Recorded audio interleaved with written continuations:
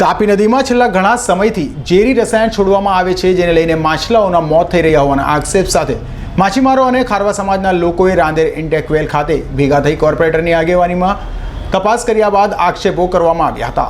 વર્ષોથી તાપી માતાને સ્વચ્છ રાખવાની કામગીરી કરાઈ રહી છે। જોકે તાપી માતાના પવિત્ર જળમાં કેટલાક અસામાજિક અને ગેરકાયદેસર ધંધાદારીઓ દ્વારા ઝેરી રસાયણ છોડવામાં આવે છે, જેના કારણે તાપી માતાના જળમાં રહેલ માછલાઓનું મૃત્યુ થઈ રહ્યું છે।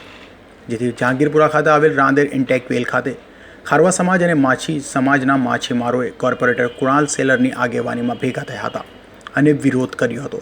સાથે આ બાબતે તપાસ કરવા કલેક્ટર, સાંસદ, ધારાસભ્યને આવેદનપત્ર આપવાની પણ તૈયારી બતાવી હતી।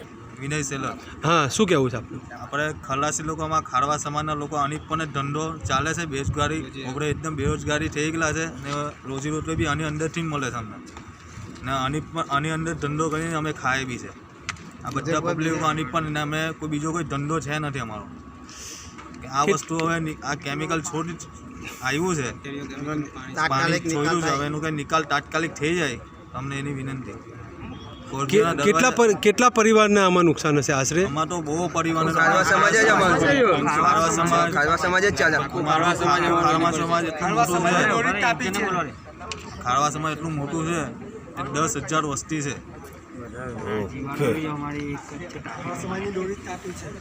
હવે આ વસ્તુ કોચીઓના દરવાજા નહીં ખોલશે તો અગાડી શું થશે અમને? હવે Kunal seller, ward number 9, corporator. કઈ જગ્યા પર શું કામ માટે આવું થયું? હાલમાં અમે રાંદેર જહાંગીરપુરા ખાતે આવેલી ઇન્ટેકવેલ ખાતે ભેગા થયા છીએ, જેમાં છેલ્લા 3-4 દિવસથી કેમિકલયુક્ત પાણી આવવાની ફરિયાદ આવી છે, કેમિકલની ભેળસેળની, જેના કારણે હજારો માછલીઓના મૃત્યુ થયા છે।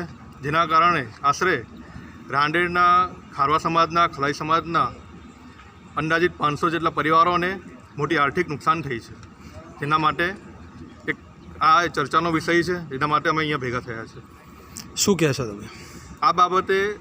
અમે કલેક્ટર સાહેબશ્રી, કમિશનર સાહેબશ્રી, સાંસદશ્રીઓને, ધારાસભ્યશ્રીઓને રજૂઆત કરવાના છે। જીપીસીબીમાં કચેરીમાં પણ ફરિયાદ કરવાના છે, કારણ કે આ માત્ર ને માત્ર ખલાસીઓનો પ્રોબ્લેમ નથી, સમસ્યા નથી। એમની સમસ્યા આવક માટેની છે, પરંતુ આ સુરત શહેરને પીવાના પાણીની અંગે બી સમસ્યા છે। જે રીતે માછલીઓના મૃત્યુ થયા છે, તો શું ખબર એ માણસોને હાનિકારક થતું હોય, એ પણ એ ચર્ચાનો વિષય છે, તપાસનો વિષય છે।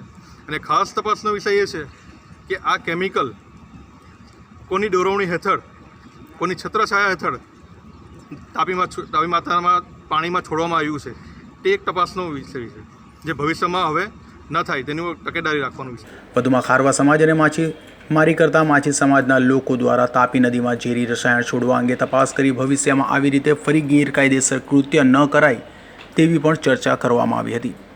Azhar Qureshi, G20 news.